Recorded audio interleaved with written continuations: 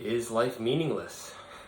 It's a big question, and one that is really up for us now in our modern society, I think. This is a question that humanity has grappled with for centuries, if not more, and we've come up with lots of different answers, and for reasons I'll get into in this video, there are very strong currents in our culture that believe that life doesn't have any particular meaning, and this causes a lot of problems for us individually and for us societally. And today I'm going to talk about some of the origins of what I'm calling the meaninglessness crisis and the role of the arts, what you can do as a musician or artist in helping resolve the meaninglessness crisis. So my name is Joseph Arnold. I'm a violinist, Alexander technique teacher, and soon to be author of an upcoming book, Soulforce Arts, the vital role of musicians and artists in creating a more beautiful world. And this is one of the themes in my book, how we as artists can address and resolve the meaninglessness crisis and create a more beautiful world, create a better life here on Earth through our art. And so today I'm going to be reading from my book. I have a chapter on the meaninglessness crisis, and I'm actually going to be creating a couple videos about this in the coming weeks, about the crisis itself and what we can do about it, and the big sort of model that I'm using is called spiral dynamics, and I'll get more into that maybe later in this video or certainly in coming videos. I have a whole analysis of the arts from a developmental consciousness point of view. This is called spiral dynamics. So I'm going to be reading from the beginning of this chapter on the meaninglessness crisis. The chapter itself is called Spiral Dynamics in the Arts, and this first section is on the meaninglessness crisis, the origins of this crisis. So without further ado, here it is. It begins with a quote from Ken Wilber in his book Trump and a Post-Truth World. If one were to summarize all the truly prominent postmodern writers, it is that there is no truth, and that if any truth or value can be claimed to be universal, or claimed to be true, or universal for all, the claim is actually nothing but disguised power. Postmodernism deconstructs every single truth and value you find, which rapidly leads to nihilism and narcissism. All right, so that's Ken Wilber, and here's what I wrote. In a sense, the greatest challenge of our times is not climate change, political strife, or inequality. The rancor and polarization around these and other issues belies the fact that effective solutions do already exist, and in actuality could be implemented immediately. What keeps us from doing so is not a lack of solutions, but a lack of coherence and cooperation. It's like we're all on a big rowboat together out in the middle of a stormy ocean, and instead of rowing together towards a safe harbor, any harbor, we're spending all of our time and energy arguing and whacking each other with the oars. What underlies this lack of cooperation is not so much that different people have different perspectives. This will always be the case among humans. Rather, the issue is that, for the first time in history, in a unique way, the predominant culture actively denies that truth, meaning, and purpose can, in principle, exist. This denial is founded on the two most dominant worldviews of our contemporary era: Modernism and Postmodernism. Modernism's contribution to this denial rests on its embrace of scientific materialism and the story of separation. In essence, modernism says that the universe is inherently without meaning, and that it comprises countless atoms randomly bouncing around in an infinite void. The denial of truth, meaning, and purpose also stems from postmodernism, which says that all truths are merely social constructions, and that anything that purports to be good, true, or beautiful is at root merely a cynical ploy to gain power. The result of this 1-2 punch to truth, meaning, and purpose is the meaninglessness crisis.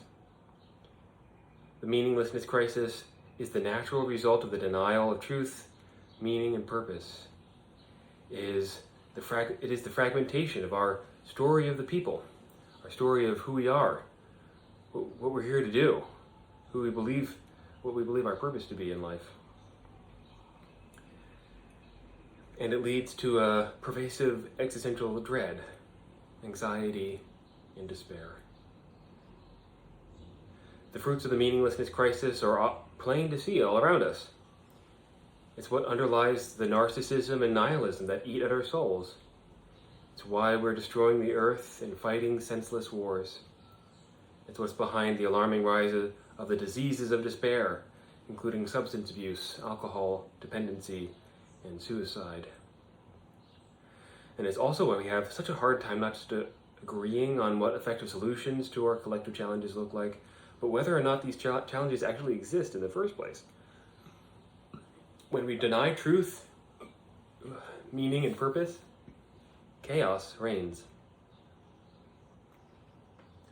The meaninglessness crisis finds expression not only in our global challenges, but in the arts as well, much to their detriment.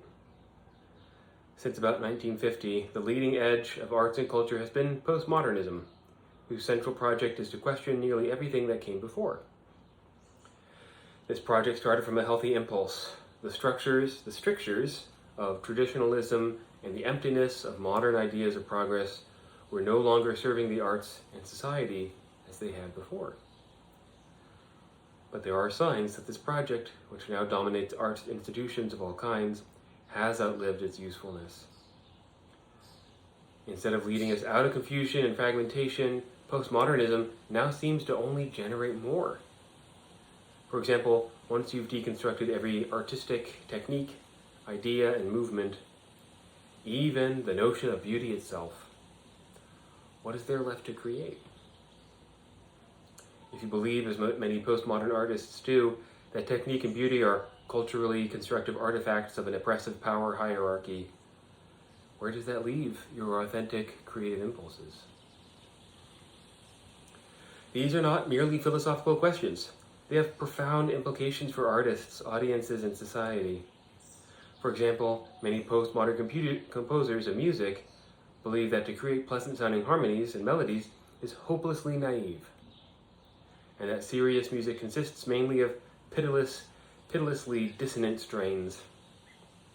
Similarly, postmodern visual artists believe that beautiful, coherent images are a relic of the past, and that a urinal or a haphazardly painted canvas has just as much artistic value as a Renoir or Michelangelo.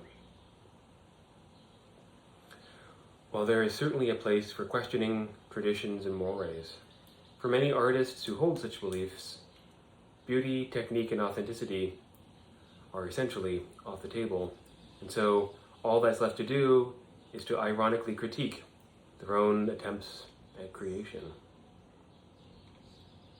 Ultimately, this is a situation that leaves such artists feeling unsatisfied and without a meaningful creative purpose. Audiences share this sense of dissatisfaction as well, because art that deconstructs the very act of creation in this way has all the resonance of a cracked bell.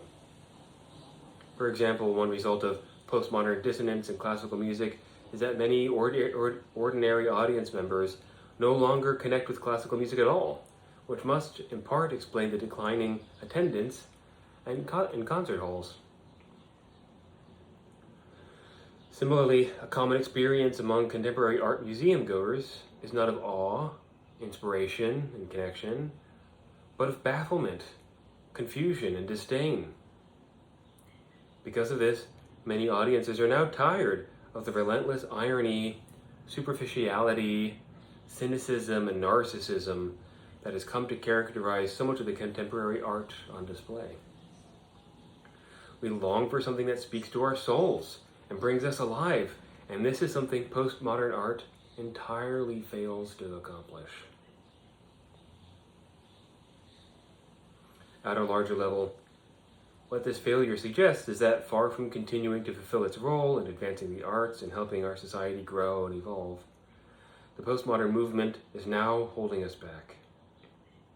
It's contributing to the meaninglessness crisis rather than resolving it. And so, what our society actually needs from us now as artists is for us to grow past postmodernism and create art from a more mature and evolved way of being. It is this more evolved way of being that will allow us as artists to enjoy a more authentic, soulful, and purposeful mode of creating. Our art that will then resonate more with our audiences, initiating needed moments of truth and healing. And it is only art created from this more evolved way of being that can inspire our society at large to grow out of the chaos caused by our current meaninglessness crisis and into something more beautiful and life-giving. The question then, for us as artists, is thus, how do we help ourselves and others grow into this more evolved way of being? And in what ways can we do this through our art? All right, so that's the introduction to my chapter on spiral dynamics and the meaninglessness crisis.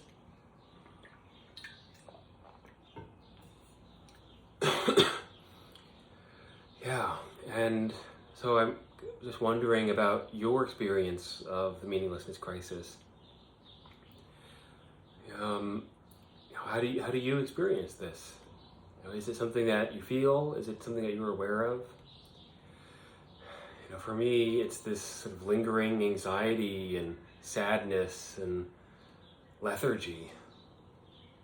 So I'm kind of always in the background. I feel it in my gut. I feel it in my heart. There's this kind of what's the point mentality, or fear around a fear that comes from a part of me that knows that life is supposed to be full of meaning and purpose and beauty, and is so afraid that it might not be. And I've certainly come a long ways in my own journey with this. And I've come to a place of discovering a much deeper sense of meaning and purpose in life. And part of that I'm going to be sharing, or a lot of what I've learned, I'm going to be sharing in these videos and in my book. And certainly I'm going to be sharing how this relates to the arts. And just to give you a preview of what this is, so this is all based on the idea that who you are, your quality of being, your frame of mind when you create comes through in your art. And so if you're stuck in the meaninglessness crisis, then your art's going to be a reflection of that, and is only going to spread more meaninglessness. And so probably the number one thing you can do as an artist is to heal yourself and to grow in yourself, to actualize yourself just as a person. Because then that healing and that growth, that actualization will come through in your art, and that will then have quite a different, more positive effect on your audiences. I believe that this is not just a matter of privilege to do this. This is your responsibility. This is your responsibility. You are interconnected with all of life. And if you're drowning in despair, nihilism, cynicism, meaninglessness, then you're dragging the people around you down. And so it's your responsibility to them, and even to the wild life around you, to society at large, to grow out of this phase. And it is possible. I've done it. Many other people have. And my book is going to be all about this, how to do this. And you can start by learning about spiral dynamics. You can start by going to therapy and talking about the meaninglessness that you feel. You could do psychedelics. You can meditate, breath work, yoga. Really, you need to do industrial grade spiritual practices. So not anything new agey and faddish, not anything based on dogma or belief, but things where you're really working to transform your consciousness. So more on all that in the next videos. I hope you enjoyed this.